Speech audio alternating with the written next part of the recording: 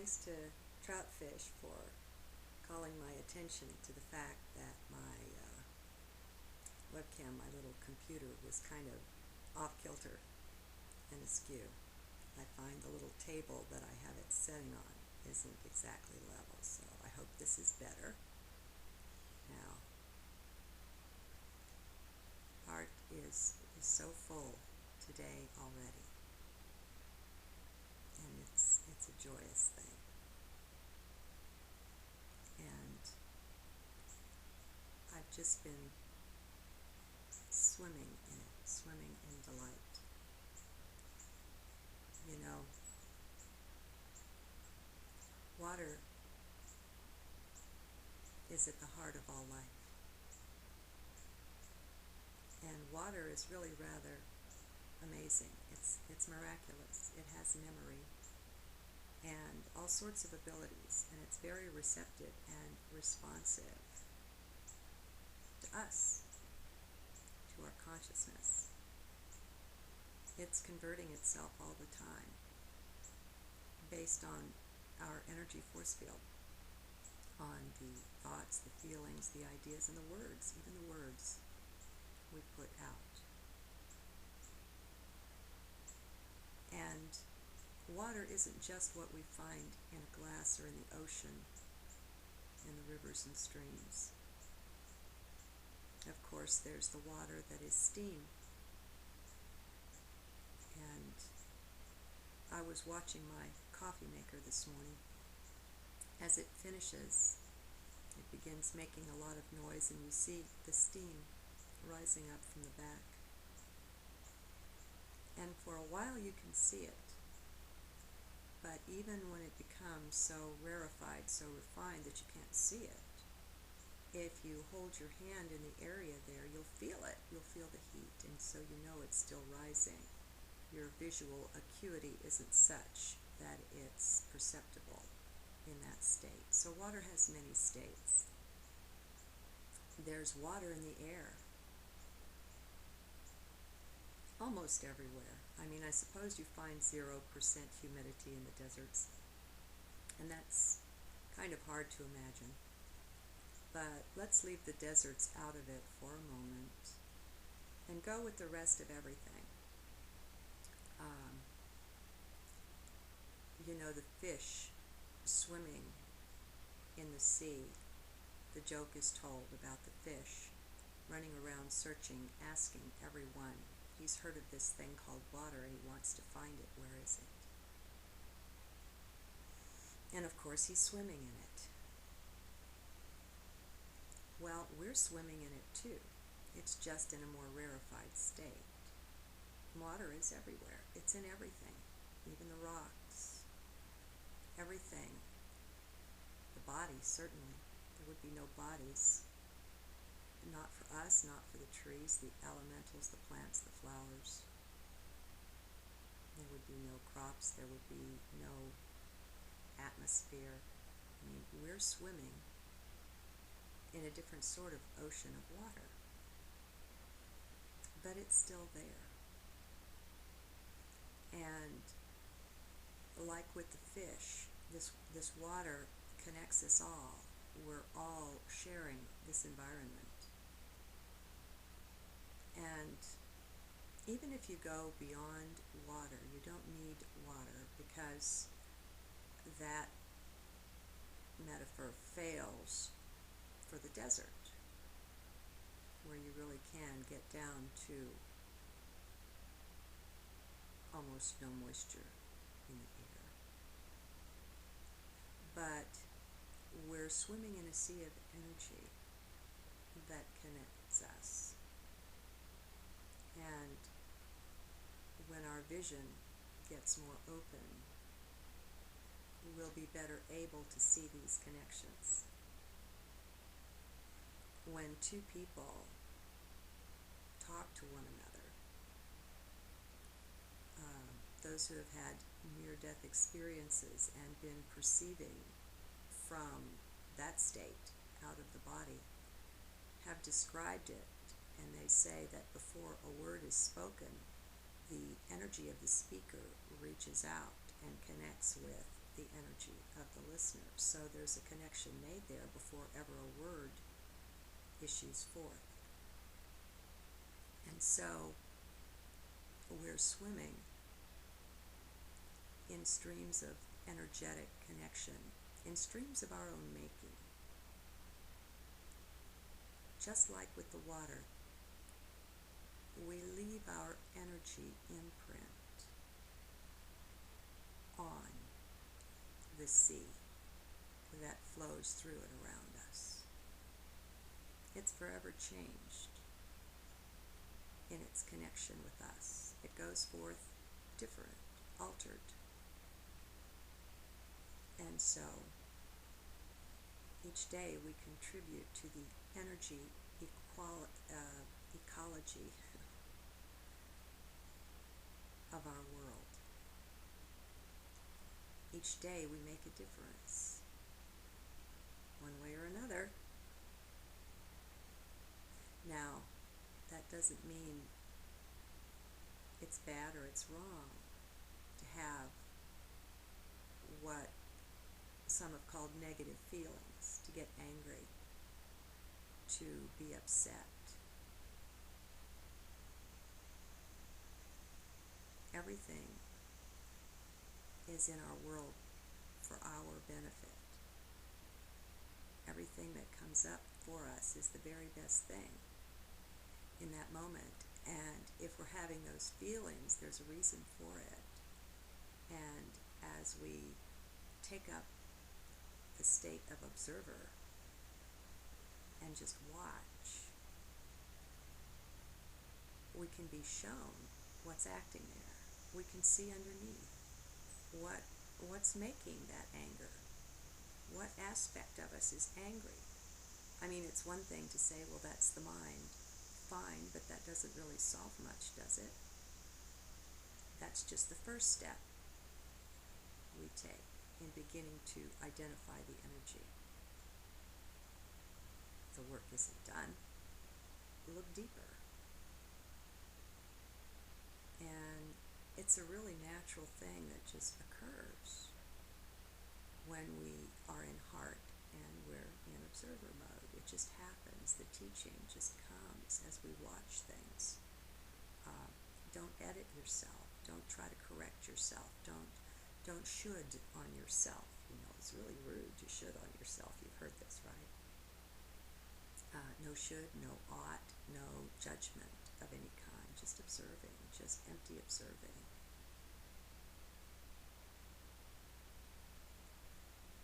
It's been my experience that when I find anger underneath, I generally find some sort of fear.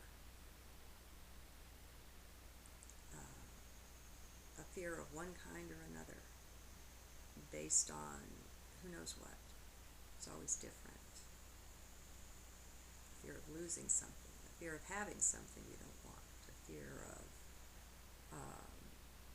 letting certain ideas go about how things work, a fear of being wrong in a lot of cases.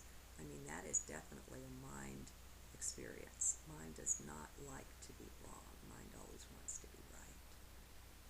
Mind, ego, whatever we want to call it here. It's just an aspect of being. We're swimming and playing amidst and amongst the aspects of our being. And by being in heart, we're open and accessible to our multidimensionality. We're not stuck on 3D. We're not limited in any way. The voice of the teacher that comes through when you're in heart, that's not a 3D thing.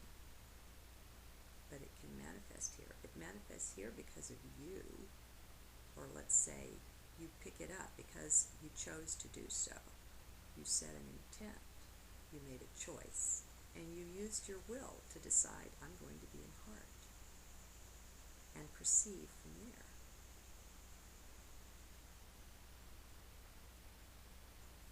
And so, the display that shines before you, we don't realize how custom-made it is. We don't realize how nature responds to us when we take a walk. How the trees and things, they're alert, they're aware receiving on these frequencies that just they're higher frequencies. Or maybe lower. What's higher? What's lower? Those are relativistic terms, aren't they? Other frequencies. Let's do that. Other frequencies. I've been reading a little bit cautiously of the Pleiadian Agenda by Barbara Handclough. She's most interesting. I like her work in astrology. I respect it. It's intelligent. And so I picked up this book of hers. It's the one book she says that she channeled. She's not a channel for the most part. But, you know, we all have these abilities to tune in to other frequencies. Now, what I really wanted to share here was this word hologram or holographic. I wonder how much we know about it. I think there are a lot of us that understand what it means, but maybe until you see the hologram cut into pieces, and if you have an image of a teapot and you cut it into a bunch of little pieces, you don't get bits and parts like you would with a picture that was cut up. You get the whole teapot on every single bit. The resolution won't be as crisp and clear, but you get the whole teapot. It's like the fractal. If you make a change anywhere at all in a fractal image, the change migrates everywhere kind of almost instantly. Maybe it is instantly, I don't know. And so we share a oneness that's like that, but we're not used to thinking in those terms. In my perspective, in my way of looking at things, this is the kind of perspective I find within heart. It's easier to see that we're swimming in an energy ocean. It's easier to have a flexible perspective and to perhaps take up the perspective of the moth or the bee or the creature that's staring at you there, and not to so quickly write it off as just a bug, just a this or a that, as unimportant, as unintelligent, as not being sentient.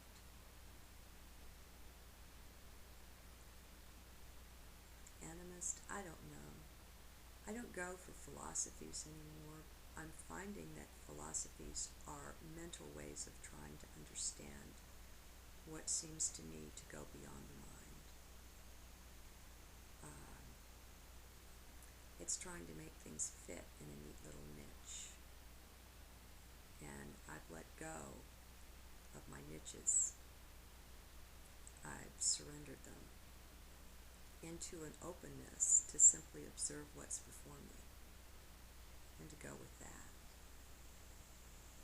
But I guess maybe what I wanted to share one more time is that to the extent we find ourselves looking out there somewhere for someone who's smarter, for a teacher, for a rescuer, for someone to come in and bring solutions, for any kind of rescue at all, have we taken up the victim consciousness? And I'm going to say that we have. That we feel that we need help of some kind, and that help is external to us. And so we're not looking within, we're looking without. And maybe, just maybe, if we take up the hologram, take it more into heart, and realize that even in the smallest cell or atom of our physical being, the whole universe is contained. how important does mental knowledge, does pursuing an understanding of something become in light of discovering Akasha, of discovering that there's the most amazing repository that could be imagined, as if it was a library of all books of everything that anyone's ever thought, done, or spoken, of anything that's ever happened, even in the absence of humanity. Everything is recorded. All knowledge. There's actually a repository of all of this. And when we enter into it, we can go, things can be directly experienced. Well, why would we want to study about something when we can go experience the very thing and see for ourselves? How important does the mind become when, at its very best, it can only learn about things? It can only learn of things from the outside. It's kind of like looking outside of ourselves for a savior or a teacher or a leader or someone to come along and make things right. Well, when we're doing that, we're shirking our responsibility, our ability to respond to life. In every moment, we can go about making things right just by the state of our consciousness. We're doing this. We're doing this every moment. And yet, when we're in this mode where we're looking to someone else, we're kind of sitting on our behind, aren't we? Are we actively engaging things? Are we taking on our own power? I'm not sure why it is, but I've heard it said, and as I look around, I think it's true. Humanity is afraid of their own power. Individually, we will find, with a small g, that we ourselves are creator gods. Small g.